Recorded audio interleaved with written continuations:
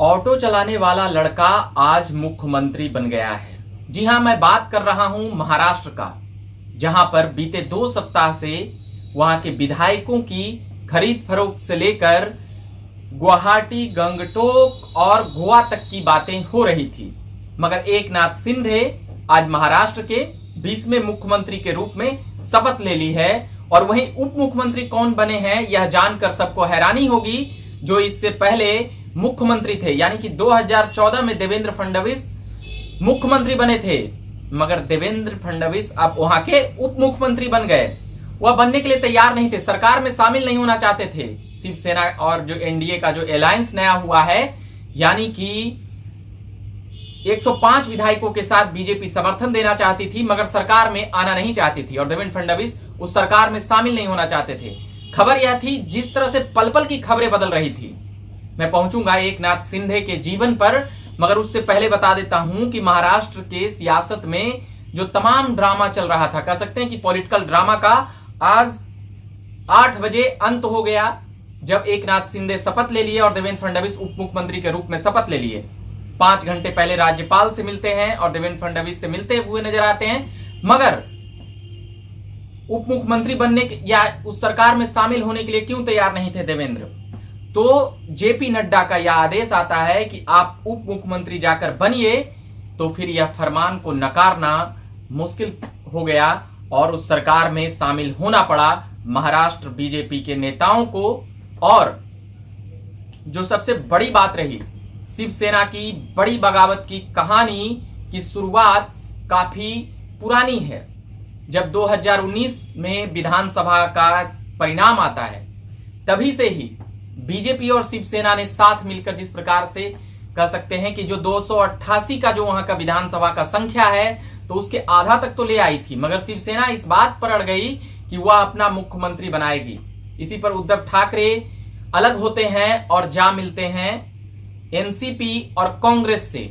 जिस एनसीपी और कांग्रेस का जीवन भर खिलाफ रहे बाला साहब ठाकरे, जब शिवसेना जाकर उन लोगों से मिली, तो कह सकते हैं कि विचारधाराओं को कई लोग कहे कि बाला साहब ठाकरे के बेटे उद्धव ठाकरे विचारधारा का गला घोट करके सरकार बनाने के लिए तैयार हैं।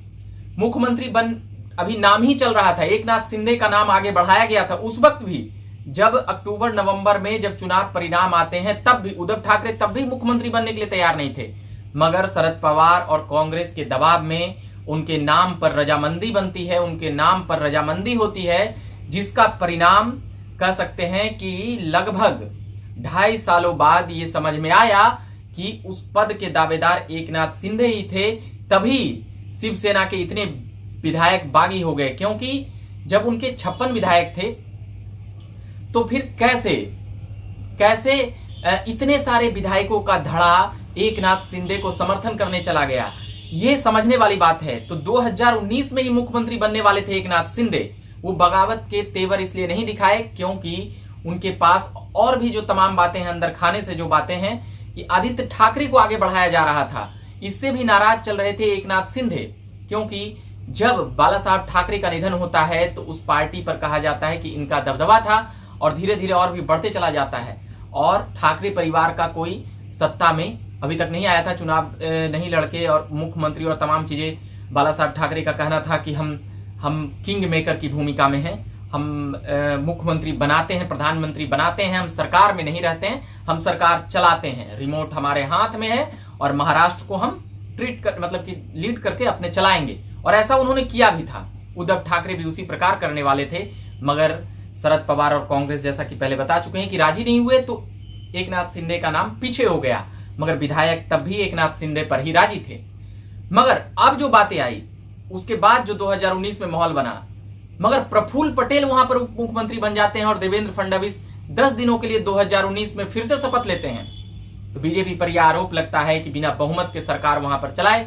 तो अब प्रफुल्ल पटेल का दावा था कि जो शरद पवार के भतीजे थे, तो वहां पर यह दावा था कि हमारे पास विधायक हैं, हम यहां पर बीजेपी को समर्थन करके और यहां उप मुख्यमंत्री बन जाते हैं। मगर प्रफुल्ल पटेल को यह पता नहीं चला कि यह विधायक हमारे साथ थे या फिर शरद पवार जी के कहने पर चलेंगे। तो ये तमाम बातें हैं, बारी बारी से मैं बतलाने का प्रयास कर रहा हूं, क्योंकि उसी वक्त से ये तमाम रणनीतियां जो आज हो रही है, वह गुस्सा, वह तमाम उलझने उस वक्त भी थी जब सरकार बनी थी। क्योंकि उस वक्त भी देवेंद्र फडणवीस दोबारा शपथ लेते हैं 2014 से 19, तो वो 5 साल मुख्यमंत्री रह लिए। अब जो दोबारा जो चुनाव हुआ तो वहां पर भी वह शपथ लेते हैं, मगर 10 ही 12 दिन में सरकार वह गिर जाती है, क्योंकि उनके पास बहुमत नहीं होती है। और बहुमत कितना जरूरी है सत्ता में बने रहने के लिए।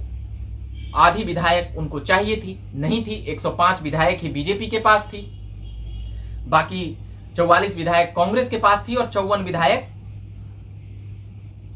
एनसीपी के पास थी। तो 54 और 44 98 हो रहा था और 56 जुड़कर बहुमत को छू दे रही थी, शिवसेना का 56। अब बीजेपी क्या करे, तो विपक्ष में चली गई। फिर उसके बाद उद्धव ठाकरे मुख्यमंत्री बनते हैं, मगर एकनाथ शिंदे भी वहां मंत्री बनते हैं। पर आदित्य ठाकरे का नाम आगे आने से एकनाथ शिंदे की नाराजगी कहा जाता है कि वहां से बढ़ी। जब आदित्य ठाकरे को कई जगहों पर आगे बढ़ाकर प्रमोट किया गया, चुनावों में भी और भी तमाम चीजों में, तो ये तमाम उलझने की बातें हैं इस सरकार की।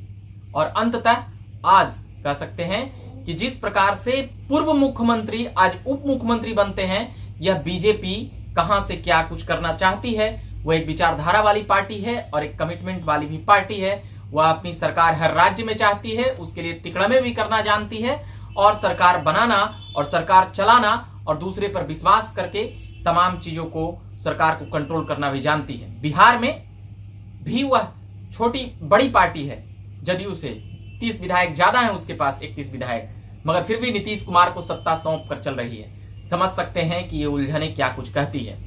अब मैं बात करूंगा एकनाथ शिंदे के राजनीतिक सफर पर। आनंद दिग्घे उनके राजनीतिक गुरु हुए, मगर पहले मैं बात करूंगा उनके छात्र जीवन से। कभी वह ऑटो चलाया करते थे, मगर वहीं छात्र जीवन में बाला साहब ठाकरे से वह प्रेरित हुए और शिवसेना पार्टी का विचारधारा उनको पसंद आया। बाला साहब ठाकरे को अपना नेता माने, मगर आनंद दिग्घे से जा मिले और उनके कई काम करते हुए आगे बढ़े। अंततः 1997 में जिस प्रकार से नगर निगम में पार्षद बनने का मौका मिला, फिर आनंद दिग्घे का निधन हो जाता है 2001 में। आनंद दिग्घे बाला साहब ठाकरे के बाद सबसे बड़े नेता और महाराष्ट्र की राजनीति में आनंद दिग्घे का एक बहुत बड़ा दखल था और आनंद दिग्घे को गुरु मानते थे। यही एकनाथ सिंधे टू दिग्घे, दिग्घे टू सिंधे, ये अभी चल रहा है पूरा। मगर ये दिग्घे से सिंधे को समझने के लिए और सिंधे से दिग्घे को समझने के लिए 20 साल पुरानी बातों पर जाना होगा, जहां पर बाला साहब ठाकरे से भी आनंद दिग्घे का मतभेद मीडिया में आया था। मगर अंततः उनका निधन हो जाता है, उनकी तबीयत खराब होती है और उनका निधन हो जाता है। मगर वह कहानी वहीं नहीं रुकी। फिर आगे जाकर जिस प्रकार से नारायण राणे जो शिवसेना से अलग हुए, शिवसेना से मतलब किसी कारण से और मतभेदों और अलग अलग चीजों की वजह से अलग हुए, तो उसके बाद अब एकनाथ शिंदे फिर जब वो पार्षद बने वहां का नगर निगम का ठाणे, तो फिर वहां से फिर जब आगे बढ़े तो फिर राजनीति में पीछे हटना चाहते थे, क्योंकि उनके 2 बच्चों का निधन हो चुका था। उनके सामने वोटिंग में जिस प्रकार से उनके बेटे और बेटी का 11 साल के बेटे और बेटी का जिस प्रकार से निधन हुआ, तो वह राजनीति छोड़कर वापस जा रहे थे एकनाथ शिंदे कि अब मैं कभी राजनीति में नहीं आऊंगा। मगर वह आनंद दिग्घे ने फिर से राजनीति में उतारा और फिर से नगर निगम में पार्षद बनने की ओर प्रेरित किया। वह तो बन गए, मगर आनंद दिग्घे चल बसे। उसके बाद 2004 में विधायक बनते हैं आनंद दिग्घे, एकनाथ शिंदे आनंद दिग्घे के शिष्य कह सकते हैं और शिष्य हैं भी।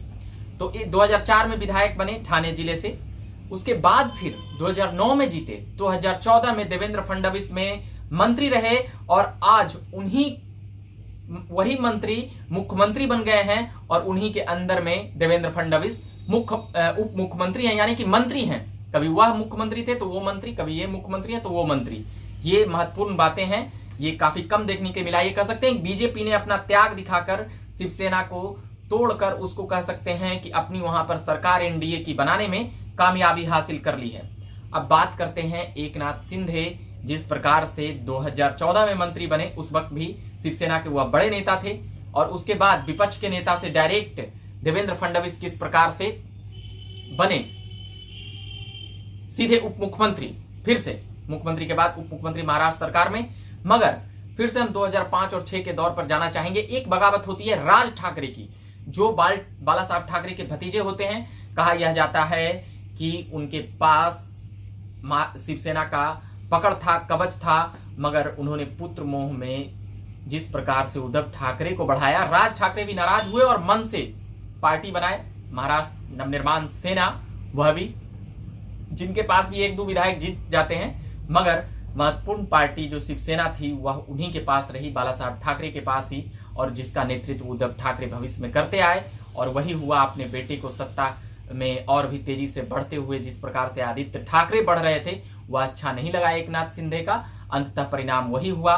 शिवसेना में लगभग 20 सालों से बगावती तेवर पनप रहे थे, जिसका अंततः बगावती सुर अब ठाकरे परिवार नहीं चला रहा था। एकनाथ शिंदे का बढ़ने का कारण नारायण राणे और राज ठाकरे का शिवसेना से अलग होना भी रहा और ठाकरे परिवार के भी करीब गए। उसके बाद पूरे शिवसेना पर उनकी पकड़ बन जाती है और अंततः यह होता है कि कभी 25 विधायक, 35 विधायक, 40 विधायक, कभी गैंगटोक, कभी गुवाहाटी, कभी गोवा तक की खबरें बनती रही।